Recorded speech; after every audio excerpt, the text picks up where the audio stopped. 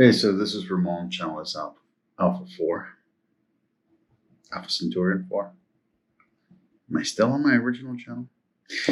Anyway, this is Frangelico. It's an aperitif. Today we're going to be doing an aperitif. We're going to be looking back at my Countering Mike Winger series. And we're just going to kind of sum up and put it all together. Or a better term might be a digestif. I feel that's necessary for a variety of reasons, and we'll get into that as we go over the videos and the content. I do want you to see my critique of him. Because as I finished it, as I got done editing it, obviously I filmed it a long time ago, and when I put it all together, I didn't like everything that I said. I just want to go over it real quick. So let me first say that on my end, especially in the last half from video 5 forward, basically you should start watching on episode 5 or episode 6, skip the first 4. But from episode 5 onward, I did it in one shot. I just filmed it all in one shot. And because of that, I got a little testy through the video. Not so much because of what he was saying, because of the lack of what he was saying. That lack of content, that lack of substance was just getting to me. And his over false politeness was bothering me. And then the fact that his claims are that he read all this material from the Catechism to Trent to Vatican II to the Bible to the Church Fathers meant that the questions that he was asking, he should have already had the answers to, and therefore he shouldn't have proposed the information the way that he did.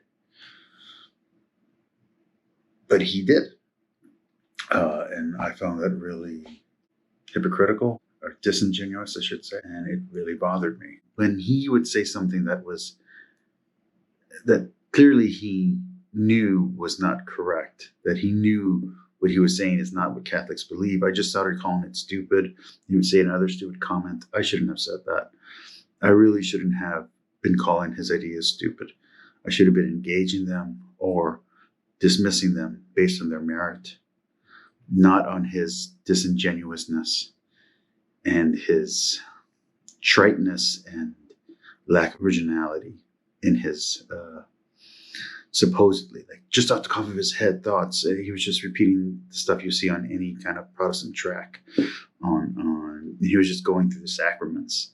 He was saying these are the reasons why he can't be Catholic, but he was going through the sacraments, and that was really disingenuous because he himself, as a pastor, practices the sacraments. He'll do a baptism. He'll bless a birth. He'll bless a marriage. He'll do a wedding. He'll do a funeral, I'm assuming. So it's really disingenuous to act like as if the sacraments are the thing that would not make him a Catholic. There are some legitimate things and reasons to say he wouldn't be a Catholic. He could have gone directly after the selling of indulgences. That would have been a legitimate complaint. He could have gone after the fact that the office of the Pope has grown in authority over time to a point where it is greatly more powerful than it originally was. He could have gone after that. The fact that it's become a political position instead of a religious one, that's a really good attack point. But he didn't do those.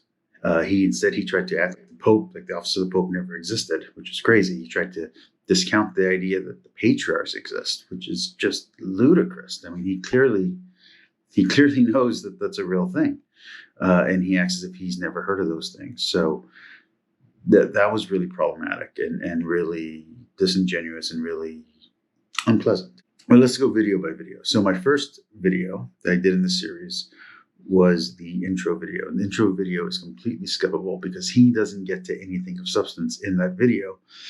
And he's just kind of trying to prove that he's the correct source for this series that he did, or this counter to Catholicism they did. And judging by the host, it's part of a series where they're going through different Christianities or different faiths, Mormonism, Jehovah's Witnesses, Catholics. And the Catholic was the one that was like really where they got upset. I don't know if they did one on Islam. I'm hoping they did. It was so fake. And earlier today when I was in church, I was praying for an atheist friend of mine who I hope he was able to hear me the last time I talked to him. But the last time me and this atheist friend talked, there was a Christian-ish person who was arguing for dualism using the divine watchmaker argument. And I was on his channel. I was on Gur Mania's channel. And he was talking to a group of atheists, specifically to Gur, but to a group. And he was just losing them. He was just badgering them with this concept they didn't believe in. And so I just simply said, well, okay, so what if they don't accept your premises? And it completely upset him and made him, ran him off. And I kind of feel like that's what's up with Mike Winger, is that he's on this track, and if you diverge from what he wants you to answer, he doesn't know what to do. So my first video was just me showing books that he claimed to have read to show that I've read them too. So that makes me just as qualified. Mind you, I don't have a doctorate in anything. I'm a martial artist and a writer who's written for some local magazines and for some underground magazines back in the day when that was a thing. That's about it. So the second video in the series, in the Counter Mike Winger series, is him going after Trent, which was ridiculous because in Catholicism, we will tell you very bluntly, we are under the spirit of Vatican II. We are not under the spirit of Trent. Each magisterium, because the Pope's part of the magisterium, just to be clear, so it's the magisterium that actually does this. This is the teaching arm of the church, has the right to reinterpret and has the right to clarify. Just like one pastor will look back at an older pastor and clarify some of the things. You know, Mike Winger might look at R.C. Sproul. R.C. Sproul might look at John Calvin. John Calvin might look at Augustine. You know, like, I mean, you're kind of going back and looking at the stuff. So Mike Winger's whole problem with Trent, he just seemed to be arguing against the straw man Catholic in that one. And so I just tore that apart. But again, not a very watchable video. The next one was Mike Winger just having a problem with authority. And later on, you'll hear him have a problem with people following the 10 Commandments. But then he'll argue that we, as Catholics, don't follow the right 10 Commandments. So he's saying you're not under the old law, but you still should follow the old law. It was really, I mean, it was contradictory. It really was. So what he was saying made no sense. Then there's the next video. And then I asked him some questions because, again, he was just going through church fathers. It wasn't really interesting. And so I decided to ask him some questions. He never replied. I think one of his acolytes did, or followers. But she was talking to me like I wasn't a Christian. I'm clearly a Christian. I clearly believe in Christ. I clearly believe in God. So I believe I'm Trinitarian. I'm Catholic. So it wasn't really useful. Then Mike Winger gets into some biblical texts. So I was able to talk to some stuff there. So that's countering Mike Winger on Romans 11:6, which was actually pretty good. And then from that video, then we get into the Eucharist. And again, he's really disingenuous and really slimy in the way that he goes after the Eucharist. I'm pretty sure that he probably does the usual mainline Protestant thing where they at least do a type of Eucharistic celebration once a year, at least at the minimum. And that they would, I'm sure that he's offended that Protestants are not allowed to partake in the Eucharist with Catholics. So his argument against the Eucharist was disingenuous at worst and misguided at best. And then Mike Winger goes into basic sins. I don't know. It's sloppy. He got really sloppy. And then when we get to Purgatory, on episode 9, is where it started getting interesting again. So he gets into purgatory, and he starts trying to talk about how purgatory shouldn't be a thing, or isn't a thing, or he doesn't understand where it comes from, whatever. I then do a supplemental video giving the biblical proofs of purgatory, ones that he says doesn't exist. And then I give the church fathers support of these concepts and these interpretations. From there, I get to the next episode where I basically just say, Mike, I've looked at what other Catholics are saying about your stuff, and they're not saying anything. They don't seem to really care. It's not making an impact. I'm the only Catholic on YouTube that I know of that's watching these videos. Even Trent Horn kind of dismissed you. Atheists who I've talked to have kind of dismissed you. I know that, that Pines dude, whatever his name is, I know that he engages in your stuff a lot. I think Matt De La Hunte engages in your stuff a lot. But that's it. You're not really talking to Catholics. And atheists don't really seem to be responding to your videos. So I don't really know who you're trying to preach to. If you're evangelizing, you seem to only be evangelizing to people who already agree with you, which that doesn't make a lot of sense. But from there, we get into the Deuterocanon, or the Apocrypha. And I basically explain how him denying that misunderstands the development of the Bible. For instance, the Jewish canon wasn't canonized until after the last book of the New Testament was written. So his whole math doesn't work. The fact that there are other ancient Christianities that have canons that are either the same or larger than the Catholic canon, and on top of that, the first Christians or the first Catholics considered themselves Jewish. There was a long time before the Jewish-Christian split happened.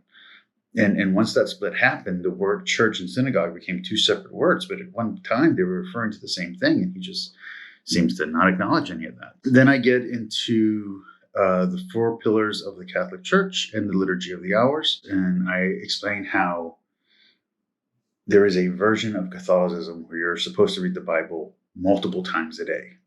And that every Catholic, even if they're not doing this extreme, traditional, mystical version of Catholicism, they're still supposed to at least engage with the Bible once a day, and ideally go to Mass once a day. And unfortunately, an atheist who I've engaged with for a very long time had a problem with that, because he says his parents are very devout, and they didn't do that. And I was like, well, it doesn't matter how supposedly devout they were. It's in the catechism, it's in the Bible, it's in almost everything that you can consume that's about Catholicism says you're supposed to read the Bible. So just because your parents didn't do this thing doesn't mean that it's not the thing that they're supposed to do or that they're told to do. Anyway, he didn't like that, and Mike Winger didn't respond to that, so who knows. And then I get into the fact that his anti-Catholic stance and his partners or hosts or friends' anti-Catholic stance doesn't make for good apologetics. Sounding like those stupid chick tracks doesn't help, doesn't convince anyone. Every time that someone sounds hateful, you lose a convert. You really do.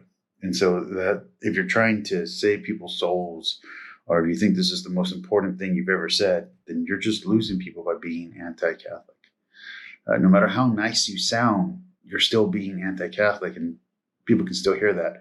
You can be really nice and still be extremely racist. You can be really nice and still be extremely sexist.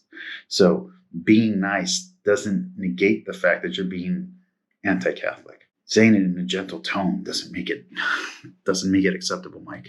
Anyway.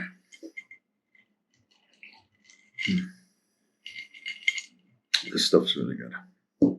Then we get into hierarchy, heritage, faith, and authority. And basically, Mike has a problem with all of that. He has a problem with tradition. He has a problem with hierarchies. He has a problem with authority, as we already covered.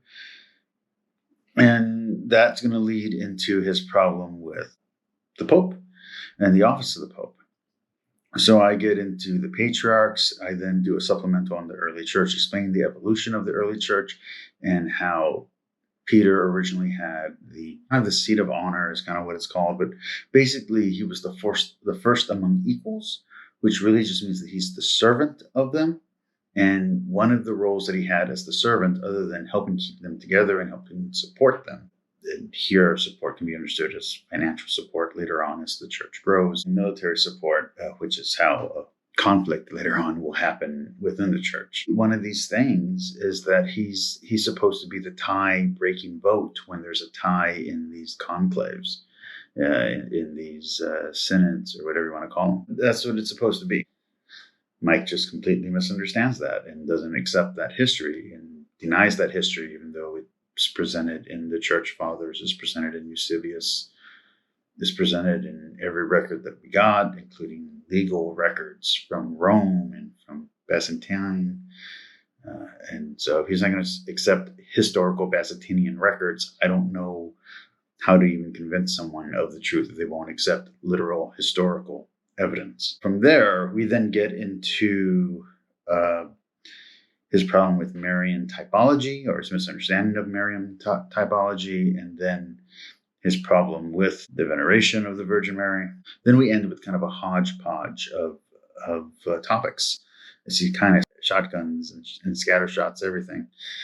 He goes after saints. He goes a little bit more in purgatory. He goes after the 10 Commandments, and then he goes, or seems to have a misunderstanding of what an idol is or was. Idols used to be these little tiny figurine-looking things, and there's actually a really big problem when doing archaeology because you can't tell the difference between an idol and a child's toy. Having all this, like what they call the Venus of this or the Venus of that, and all these little female figurines with kind of, really big hips and a really big breast and, really odd-shaped heads or sometimes no heads.